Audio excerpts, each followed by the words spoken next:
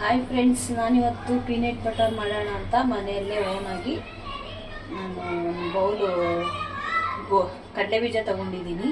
Peanut butter ಏನಕ್ಕೆ ಅಂತಂದರೆ ನನ್ನ ಮಗ ಜಿಮ್ಗೆ ಹೋಗ್ತಾನೆ, ಅವನಿಗೆ ಇದು ಮಿಲ್ಕ್ ಶೇಕ್ ಮಾಡೋದಕ್ಕೆ ರೆಡಿಮೇಡ್ ಥರದ್ದು ಬೇಡ, ಅದು ಚೆನ್ನಾಗಿರಲ್ಲ ಅಂತ ಹೇಳ್ಬಿಟ್ಟು ನಾನೇ ಓನಾಗಿ ಮಾಡ್ಕೊತಾ ಇದ್ದೀನಿ. ಈಸಿಯಾಗಿ ಮಾಡ್ಕೊಬೋದು ಫ್ರೆಂಡ್, ಚೆನ್ನಾಗಿರುತ್ತೆ ಓನಾಗಿ ಮಾಡಿಕೊಂಡ್ರೆ. ಅದು ರೆಡಿಮೇಡ್ ಆದರೆ ಅದು ಯಾವ್ಯಾವ ಮಾಡಿರ್ತಾರೋ ಸ್ಟಾಕ್ ಇರುತ್ತೆ, ಅದೆಲ್ಲ ಚೆನ್ನಾಗಿರಲ್ಲ. ಅದಕ್ಕೆ ಓನಾಗಿ ಮಾಡ್ಕೊಳ್ಳೋಣ ಅಂತ ಇವಾಗ ಸ್ಟಾರ್ಟ್ ಮಾಡ್ತೀನಿ. ಒಂದು ಬಾಣಲಿ ಇಟ್ಕೊಳ್ಳೋಣ. ಬಾಣಲಿ ಇಟ್ಕೊಂಡು ಸ್ಟವ್ ಆನ್ ಮಾಡಿಕೊಂಡು ಹುರ್ಕೊಳ್ಬೇಕು. ಇದು ಚೆನ್ನಾಗಿ ಲೋ ಫ್ಲೇಮಲ್ಲಿ ಇಟ್ಕೊಂಡು ಹುರ್ಕೊಳ್ಳಿ ಫ್ರೆಂಡ್ಸ್. ಕ್ಲೀನಾಗಿ ಹುರ್ಕೋಬೇಕು.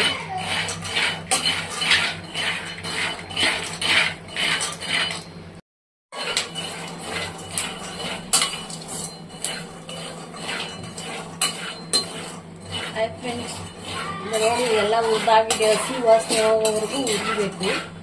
ಹಸಿಯಾಗಿದ್ದರೆ ಚೆನ್ನಾಗಿರಲ್ಲ, ಹಸಿ ವಾಸನೆ ಹೋಗ್ಬೇಕು. ಹೋದ್ರೇ ಕಮ್ಮಗಾಗಿರುತ್ತೆ, ಟೇಸ್ಟಾಗಿ ಬರುತ್ತೆ ಮಿಲ್ಕ್ ಶೇಕು.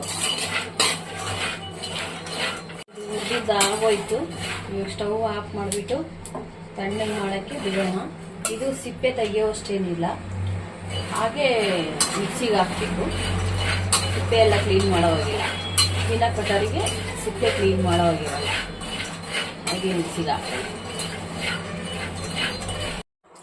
ಫ್ರೆಂಡ್ಸ್, ಇದು ತಣ್ಣಗಾಗಿದೆ. ಇವಾಗ ಮಿಕ್ಸಿ ಮಾಡ್ಕೊಳ್ಳೋಣ. ಒಂದು ಜಾರ್ ತಗೊಳ್ಳೋಣ. ಜಾರು ಮಿಕ್ಸಿ ಹಾಕ್ಕೊಳ್ಳೋಣ.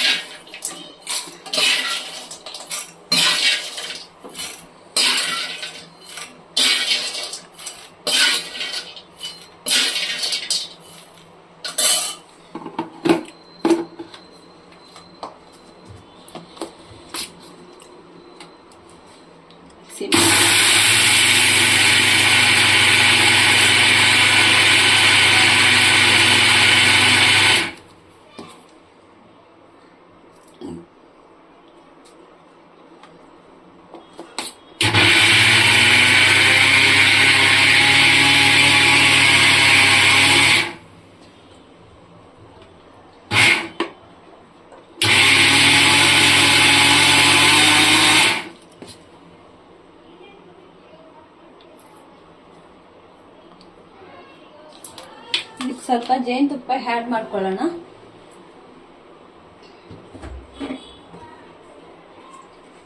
ಜೇನುತುಪ್ಪ ಆ್ಯಡ್ ಮಾಡಿಕೊಂಡ್ರೆ ಸ್ವಲ್ಪ ವೆಟ್ಟಾಗುತ್ತೆ, ರುಬ್ಬಕ್ಕೆ ನೀಟಾಗುತ್ತೆ.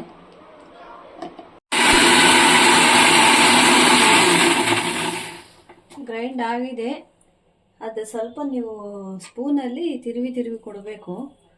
ಅಂದರೆ ಜಾಸ್ತಿ ಜೇನುತುಪ್ಪ ಹಾಕ್ಬಾರ್ದು. ಜೇನುತುಪ್ಪ ಹಾಕಿದರೆ ಗಟ್ಟಿಯಾಗಿಬಿಡುತ್ತೆ, ಅದು ಹಾರ್ಡ್ ಬಂದಂಗೆ ಆಗುತ್ತೆ. ಜೇನುತುಪ್ಪ ಸ್ವಲ್ಪ ಹಾಕೋಬೇಕಷ್ಟೇ. ಹಾಕ್ಕೊಂಡು ರುಬ್ಕೊಂಡು ಆಗಿದೆ. ನಾನು ಸ್ವಲ್ಪ ಹೊತ್ತು ಆಗೋಯ್ತು.